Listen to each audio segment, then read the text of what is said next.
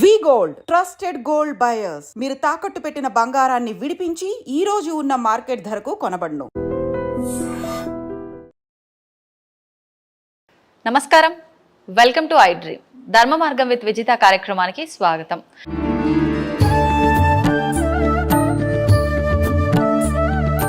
నమస్కారం అండి. నమస్తే అమ్మా. గురువు గారు, స్వామివారికి పచ్చకర్పూరంతో బొట్టు పెట్టడం అనేది చూస్తుంటాం నామం లాగా. అంటే అసలు నిజంగా ఈ బొట్టు పెట్టడం వెనకాల ఉద్దేశం ఏంటి? ప్రత్యేకించి పచ్చకర్పూరంతో బొట్టు అంటే నాకైతే వినటానికి కొంచెం కొత్తగానే ఉంది.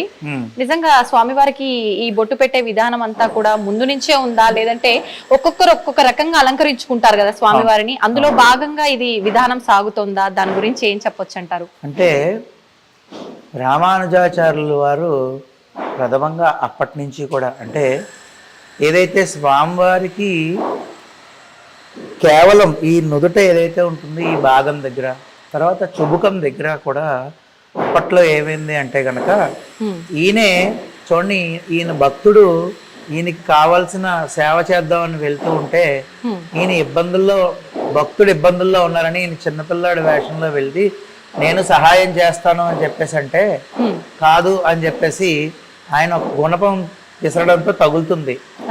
అప్పుడు పచ్చకర్పూరం అప్పటి నుంచి కూడా ఆయనకు పెడితే చలవ చేస్తుంది అని. అదేవిధంగా స్వామివారి యొక్క ముఖానికి ఈ పచ్చకర్పూర నామం అలంకరణం చేయడం వల్ల ప్రపంచం అంతా సంతోషంగా ఉంటుంది. అంటే స్వామివారికి చలవ చేస్తుంది అంటే ప్రపంచం అంతా కూడా మంగళకరం జరుగుతుంది అని చెప్పేసి ప్రతీక అనమాట. ఆ విధంగా స్వామివారికి ఒక్కొక్క ఆలయంలో ఒక్కొక్క విధంగా ఆచరణ అనేది జరుగుతూ ఉంటుంది. అలాగే మన ఆలయంలో పౌర్ణమికి కూడా స్వామివారికి నవకలశ స్థాపన తిరుమంజన మహోత్సవం అని చెప్పి స్వామివారికి అభిషేక కార్యక్రమం అవుతుంది. అయిన తర్వాత అప్పుడు ఈ ఆరాధన పూర్తవుతుంది. ఇదే భాగంలో మన అలంకరణ భాగంలో ఈ యొక్క పచ్చకర్పూర నామాన్ని అనేది మనం స్వామివారికి అలంకారప్రాయంగా పెడతాం అన్నమాట. అంటే మంచి పచ్చకర్పూరాన్ని తీసుకుని దాన్ని శుభ్రంగా వాస్తవంగా పూర్వం అయితే ఇంకా ఒక పల్చటి వస్త్రంలో పెట్టి దాన్ని బాగా కొట్టేవారు. అంటే బాగా పొడి కింద తయారు చేసి ఆ తర్వాత దాంట్లో నీళ్ళు అవి కలిపి నెమ్మదిగా ఒక ముద్ద కింద చేసి గంగా జలాన్ని అలా తయారవుతుందా అండి ముద్దలాగా? అయ్యో తయారవుతుంది ఖచ్చితంగా. మేము పెడుతూనే ఉంటాం కదా. ఒక్కొక్కసారి స్వామివారి ఏదో ఒక మాల అలంకారం చేస్తుండగానే అంటే నా గుడి వరకు చెప్తున్నాను, మిగిలిన గురించి కాదు. పౌర్ణమికి పెడతా ఉంటాను కదా నేను. అప్పుడప్పుడు ఒక్కొక్కసారి టక్మని వదిలేస్తారు. ఏదో చిన్న ఇలా తగిలితే మాల దారం కానీ ఇది కానీ తగిలితే వదిలేస్తారు. అలాగా చెప్పలేం. అంటే కాబట్టి ఆయన ఏంటంటే ఖచ్చితంగా పెట్టించుకోవడం, ఈ యొక్క ముద్దలా చేసి ఆ గంగా జలాన్ని కలిపి నెమ్మదిగా స్వామివారికి అద్దుతూ ఆ యొక్క అలంకారం అనేది చేస్తాం. అదేంటంటే సమయం తీసుకుంటుంది. అంటే వెంటనే అవదు, 40 నిమిషాల నుంచి గంట దగ్గర పడుతుంది. అంటే ఓన్లీ ముద్దంతా తయారు చేసిన బొట్టు పెట్టడానిక మొత్తం ప్రాసెస్ అంతా కలిపి మొత్తం ఇంకా A to Z స్వామివారి నామం అంతా పూర్తిగా పెట్టడానికి గంట పట్టేస్తుంది. ముద్ద చేయడము, ఆ తర్వాత అంటే అందులో కొంచెం నీటి చుక్క కూడా ఉండదు. కొంచెం చాలా ఎంత నీరు కావాలో అంత జాగ్రత్తగా వేసుకుని జాగ్రత్తగా పెట్టుకుని షేప్ చేసుకుని చేసుకోవాలి. అదేవిధంగా ఏదో పూర్వం కూడా నేను ఇప్పటికీ యూట్యూబ్లో ఉంటుంది వెంకటేశ్వర స్వామి ఏడుస్తున్నారు అని చెప్పేసి. ఏంటంటే అలా పచ్చకర్పూరం నామం పెడితేనే ఆ యొక్క కర్పూరం అంతా మనం గట్టిగా నొక్కుతాం కదా, దానివల్ల ఎయిర్ టైట్ అయ్యి ఆ నీరు ఏదైతే కొంచెం నీరు బయటకు వచ్చేస్తుంది. ఆ నీరు వచ్చినప్పుడే స్వామివారు ఎడుతున్నారు అది ఇది అన్నారు. అదేం కాదు. పచ్చకర్పూర నామం అలంకారం చేసిన తర్వాత ఒక గంట నీరు కారుతుంది కొంచెం. ఆ నీరు కారిన తర్వాత అది అలాగా స్వామివారు గట్టిగా అలా ఉంచుకుంటారన్నమాట. అది ఎవరైనా సేవ చేయించుకుంటే, ఉదాహరణకి మీరున్నారనుకోండి, మా స్వామివారికి ఈ నెల పచ్చకర్పూరం సేవ నేను చేయించుకోవాలనుకుంటున్నానండి అన్నారనుకోండి, అది మీ గోత్రనామాల మీద మేము పెడతాం. ఇప్పుడు ఏదైనా సేవ చేస్తున్నాము అంటే నాకున్న ఏదో ఒక ఇబ్బంది తొలగడానికో, నేను ఏదైనా సంకల్పం చేసుకున్నది నెరవేరడానికో చేస్తాం కదండి. ఇప్పుడు ఇది చేయటం వల్ల ఎటువంటి ఫలితం ఉంటుంది చేయించుకున్న వాళ్ళకి? ఎటువంటి కార్యక్రమం అంటే చాలా ఇబ్బంది కలుగుతున్నటువంటి పనులు ఏవైతే ఉన్నాయో అంటే ఆటంకాలు విపరీతంగా ఉంటాయి చూసారా, అటువంటివన్నీ కూడా తొలగిపోతాయి ఖచ్చితంగా. అంతేకాకుండా కోర్టు కేసులు ఇటువంటివన్నీ కూడా, అంటే ముందు మన ఇల్లు చల్లబడుతుందండి. ఇల్లు చల్లబడడం అంటే మనకి అధికమైన ఇబ్బంది కలిగిన పనులు ఏవైతే ఉన్నాయో అవన్నీ క్లియర్ అవ్వడానికి మార్గాన్ని స్వామివారు చూపిస్తారు. అదేవిధంగా మీరు ఉదాహరణకి మీరు చేసుకున్నారు అనుకోండి సేవ, సంకల్పంలో మీ గోత్రం నామం చెప్పేసి మీకు కోరిక ఏదైతే ఉందో అది విన్నవించి స్వామివారికి శుభ్రంగా అలంకారం చేస్తాం. ఎవరు లేరు అనుకుంటే ఆలయ వ్యవస్థ ఉంటుంది కాబట్టి ఆలయ వ్యవస్థ ద్వారానే లోక కళ్యాణార్థం చేసేస్తాం. మళ్ళీ అది విడిచిపెట్టినప్పుడు కూడా స్వామివారు మళ్ళీ తీసినప్పుడు మళ్ళీ పౌర్ణమికి తీస్తాం. అంటే ఇక్కడ మన ఆలయంలో సో అది తీసినప్పుడు ఒక్కొక్కసారి అలాగా అచ్చులాగా ఇచ్చేస్తే మీరు సేవ చేయించుకున్నారు కదా, మీకు బహుకరిస్తాం. ఆ నెలంతా స్వామివారికి ఉన్నటువంటి ఈ పచ్చకర్పూర బొట్టు ఏదైతే ఉందో అది మీకు మీకే ఇచ్చేస్తాం. మేము దాన్ని ఏం చేయాలి? మీరు ఏం చేయాలంటే మీ ఇంట్లో ఐశ్వర్యం కలిగిన బీరువా, ఈ బీరువాలో ఐశ్వర్యం పెట్టే చోట, వస్త్రాలు పెట్టే చోట లాకర్లో పెట్టుకోవాలి. అది అలా ఉంచుకోవాలి, అది ఇంటికి మంచి జరుగుతుంది అలాగా. అదే ఒక్కొక్కసారి ఏంటంటే అది తీసినప్పుడు స్వామివారు పూర్తిగా అంటే వదిలేస్తారు, ఒక్కొక్కసారి వదిలేస్తే కింద పడి మొక్కలు అవుతుంది. అప్పుడు ఏం చేస్తామంటే దాన్ని తీర్థం పొడి ఉంటుంది కదండి, ఆరాధన చేసినప్పుడు తీర్థం పొడి వేరు, ఆరాధన అయ్యాక ఇది కొంచెం తీసి ఆ తీర్థంలో వేస్తాం. భక్తులకి భక్తులందరికీ కూడా ఆ తీర్థం స్వామివారి యొక్క పచ్చకర్పూర నామం యొక్క తీర్థం వితరణ చేస్తాం. అలాగా ఈ పచ్చకర్పూరం అనేది ఏంటంటేనండి మీకు ఎంత మంగళకరమో రెండు పరిహారాలు చెప్తాను. వ్యాపారం అవ్వట్లేదు, మీకు ఏ పని అవ్వట్లేదు అనుకున్నా కూడా మీరు పెట్టుకునే కుంకుమ ఉంటుంది కదా, ఆ కుంకుమంలో ఈ పచ్చకర్పూరాన్ని పొడి కింద చేసి కలిపి దాన్ని పెట్టుకుని చూడండి, కొద్ది రోజులు అత్యద్భుతమైన ఫలితం వస్తుంది. చాలా చాలా శక్తి పెరుగుతుంది. అంటే మనం కుంకుమ బొట్టు పెట్టుకుంటేనే మనకి శక్తి, నరదిష్టి తగలదు. ఈ పచ్చకర్పూరాన్ని యాడ్ చేసి పెట్టుకుంటే మీకు ఏంటంటే మీ మాట వింటారండి, ఒక మాటలో చెప్పాలంటే మీ పని అవుతుంది.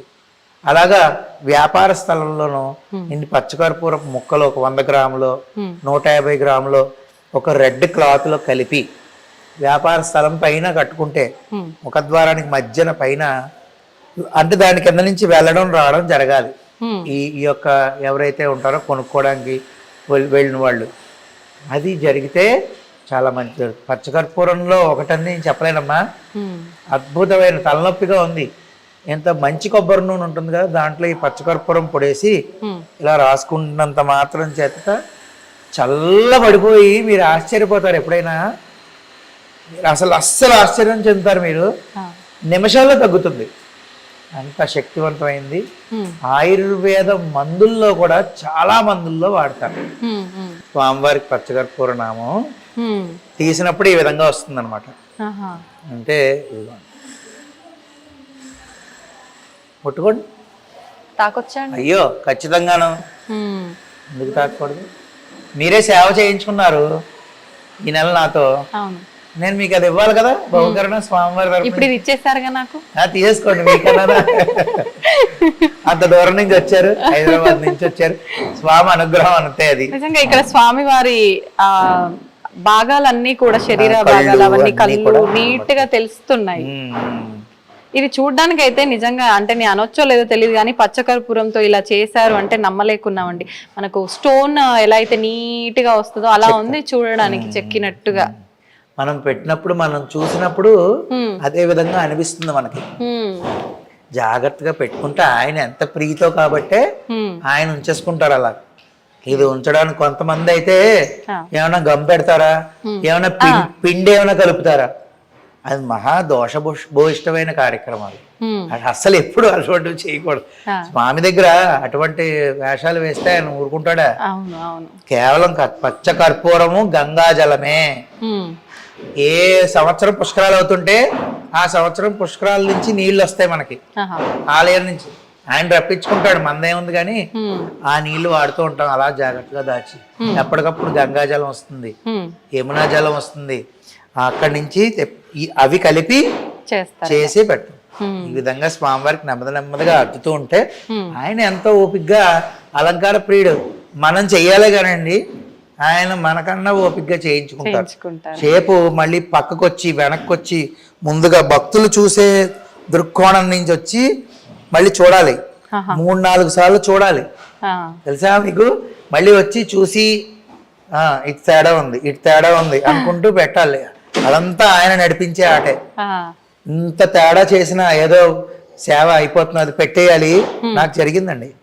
అంటే నేను ఒప్పుకోవడానికి ఏం మొహమాట పడను, ఇలా చేసేయాలి, అర్జెంటుగా పని ఉంది నాకు. ఒకసారి పని వల్ల తొందరగా వెళ్ళిపోవాలి. పెట్టేశాను, అద్భుతంగా పెట్టించుకున్నారు. ఉదయం పెట్టాను, మళ్ళీ సాయంత్రం నేను ఆలయం తీసేటప్పటికి కింద పడిపోయాను. మరి ఆయనకి కోపం వచ్చేసింది. అప్పుడు నాకు అర్థమైంది. అంటే ప్రతి ఒక్కటి కూడా ఎంత ఏజ్ పెరిగినా కొన్ని ఉదాహరణలు జీవితాంతం స్వామి కంటికి కనుమన్నట్టు చూపిస్తారు. అప్పటి నుంచి ఇంకా పొరపాటు అయిపోయింది అని ప్రశాంతంగా స్వామి నేను 4 కబుర్లు చెప్పుకుంటూ పెట్టుకుంటాం. అలాగా ఎంతో జాగ్రత్తగా పెట్టుకుని నెమ్మదిగా షేప్ చేసుకోవాలి ఇలాగా పాదము ఇవన్నీ. ఆ విధంగా ఆయన అంత ఓపిగ్గా పెట్టించుకుంటాడు, మనం అంత ఓపిగ్గా పెట్టాలంతే. ఇప్పుడు ఈ బొట్టు పెట్టేటప్పుడు ఎప్పుడు చూసినా స్వామివారు కళ్ళు మూసుకొని ఉంటారా? మరి ఈ బొట్టు వల్ల మీరు కళ్ళు మూసేస్తారా స్వామివారి తెలీదు, కానీ విగ్రహం చూసినప్పుడల్లా స్వామివారి నా మూర్తిని అలా చూస్తే ఆయన కళ్ళు కనిపించవు మనకి. ఎందుకనండి? దాని వెనకాల కూడా అంటే నుదుటి దగ్గర నుంచి ఈ యొక్క కన్ను చివరి భాగం వరకు అన్నమాట. అవును, కన్ను చివరి భాగం వరకు పూర్తిగా పెట్టడం అనేది ఆనవాయితీ. అదే చలవ. లోక కళ్యాణం, లోకాలన్నీ ఆయనలో ఉంటాయి. ఆలోచన విధానాలు మనం ఇప్పుడు ఒక కార్యక్రమం చేస్తున్నాం, ఒక ప్రక్రియ జరుగుతున్నది అంటే ఆ శక్తి ఎక్కడి నుంచి వస్తున్నది అంటే మన మేధస్సు నుంచి మనం మాట్లాడగలుగుతాం. అదంతా ఇక్కడ ఉంటుంది, ఆ భాగం అంతా. అలాగా ఈ లోకం అంతా మంచి జరగాలి అంటే ఆయన నుదుటి భాగం నుంచి కంటి భాగం వరకు ప్రతి ఒక్కటి చల్లగా ఉండాలి అవయవం. అప్పుడు ఆటోమేటిక్గా లోకం. మీకు ఉదాహరణ, యశోదామాత నువ్వు మట్టి తిన్నావా అంటే నేను తినలేదు కావాలంటే చూడు అని చెప్పేసి ఆయన నోరు ఇలా ఎత్తగానే లోకాలు ఎలా చూసింది? భూమండలాన్నే చూసేసింది ఆవిడ. అలాగే ఎలా చూసిందంటే అరే మొత్తం అంతా స్వామే నిబిడీకృతం అయిపోయి ఉన్నది ఎవరు? శ్రీకృష్ణుడే. అలాంటప్పుడు ఆయన శిరస్సుకి ఇంత చల్లదనాన్ని కలిగించే ఇంత అద్భుతమైన సుగంధభరితమైన ద్రవ్యాన్ని ఆయన పెట్టామంటే దాని అర్థం ఏంటంటే ఈ రోజుకి మనం ఇలా కూర్చుని 4 దేవుడి గురించి ఇలా మాట్లాడుకుంటున్నాం అంటే ఇటువంటి సేవలు అందరూ చేయడం వల్లే, అన్ని గోళ్లల్లో చేయడం వల్ల మన కంటికి కనబడకుండా ఇటువంటి సేవలు ఎన్నెన్నో జరుగుతున్నాయి కాబట్టి ఇంకా మనం ఇలా ఉన్నాం. లేకపోతే ఈ కలియుగంలో ఇంకా ఎన్ని ఘోరాలు ముందే చూడాల్సి వచ్చేది, ఇప్పటికే చూస్తున్నాం. వాస్తవం అండి. చాలా సంతోషంగా ఉందండి నాకైతే. నిజంగా ఒక కొత్త విషయాన్ని నేను ఈరోజు తెలుసుకోవడం జరిగింది. నిజంగా తెలియజేసినందుకు.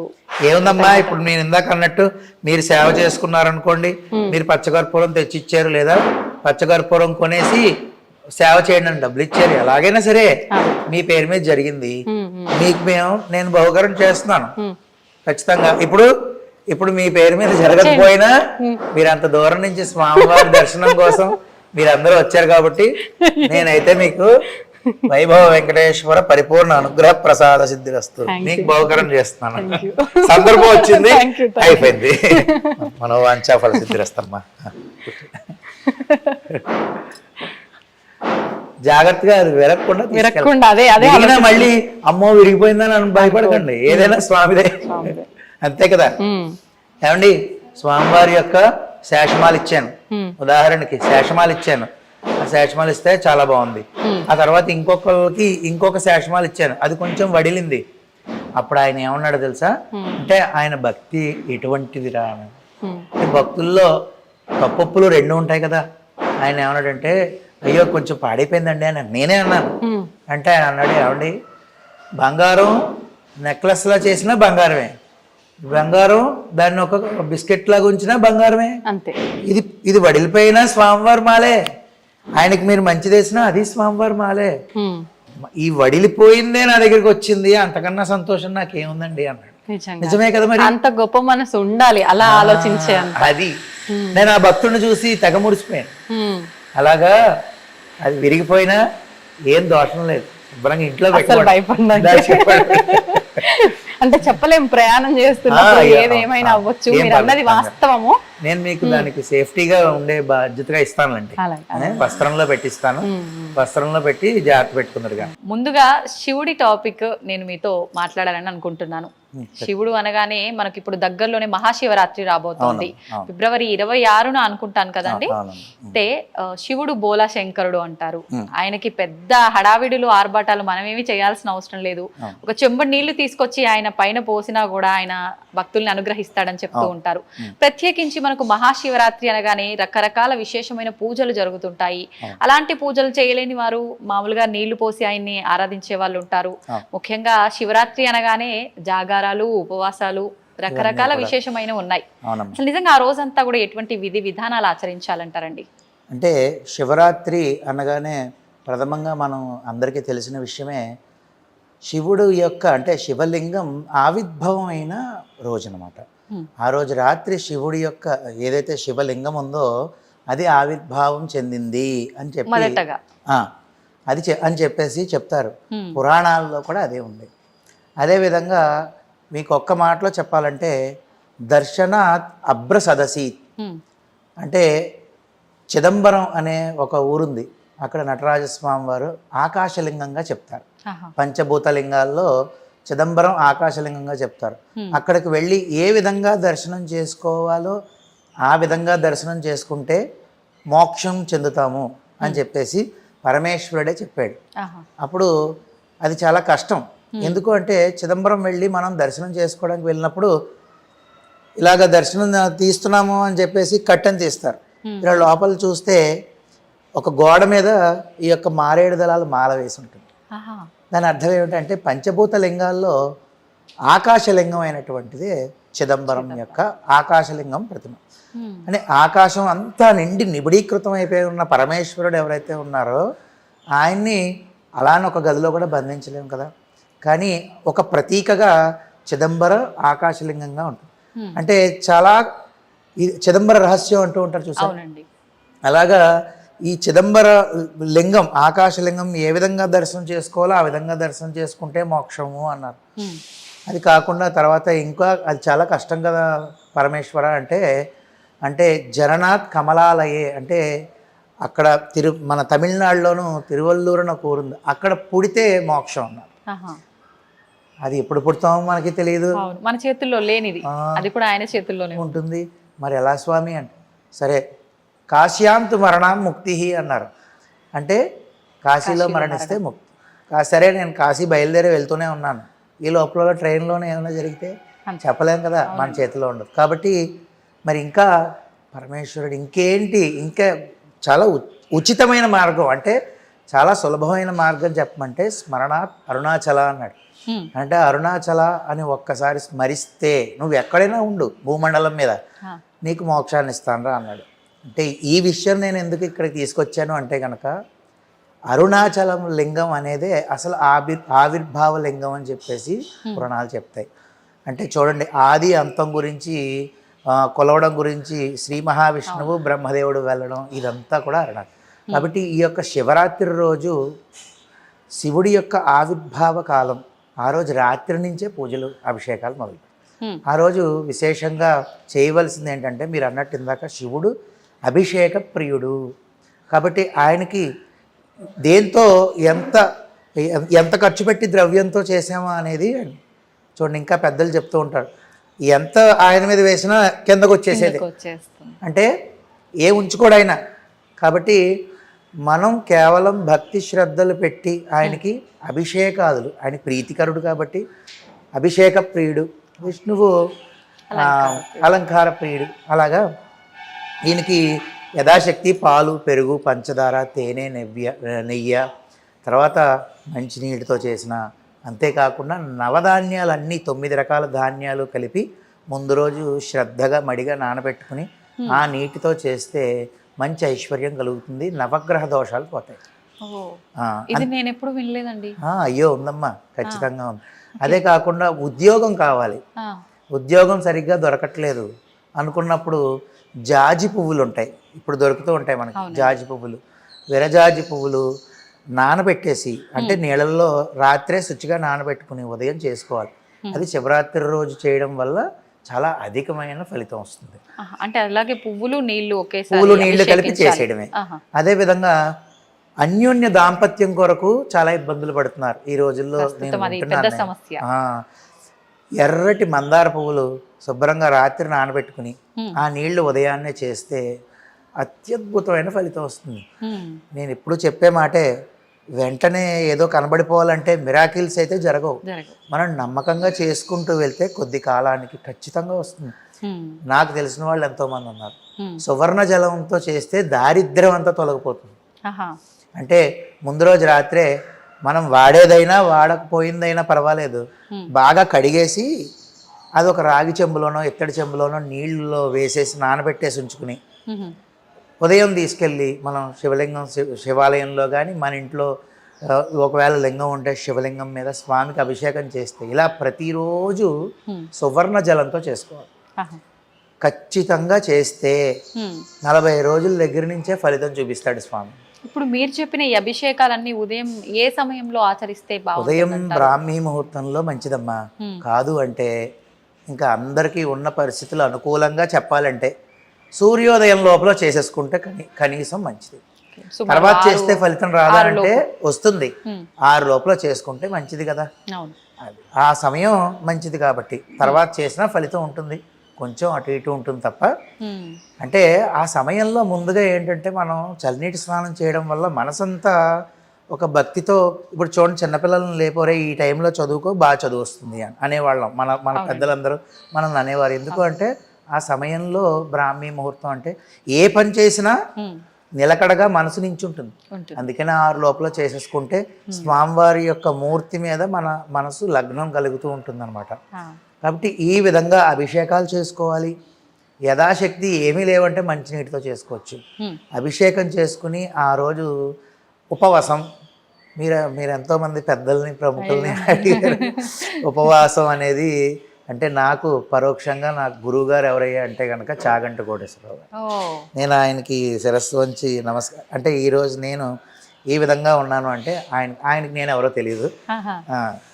అలా కాకుండా నాకు ఉన్న గురువులు అంటే ఇద్దరు ముగ్గురు. రాజమహేంద్రవరంలో ముత్య శంకర శర్మ ఉన్నారు, ఆయన దగ్గర నేను నేర్చుకున్నాను.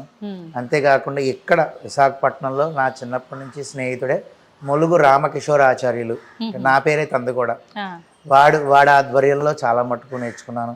అంతేకాకుండా నాకు అన్నయ్య వరుస అవుతారు, పేసపాటి రాఘవన్ అని చెప్పి రఘు అన్నయ్య అంటాం. వీరందరి ద్వారానే నేను వీరు చెప్పిన దాంతోపాటు ఇంకో ఏదో చేయాలని నేను పురాణాలు చూడడము చేయడము అంటే నేర్చుకోవడం అనేది చేస్తూ ఉంటాను. ఈ విధంగా ఈ అభిషేకంతో పాటు మనం ఖచ్చితంగా ఉపవాసము అంటే ఉపవసించుట మీరు వినే ఉంటారు కదా. అంటే ఆరోగ్యం బాగాలేదు అని ఉపవాసం చేస్తే అది మళ్ళీ దోషం కింద పడిపోతుంది.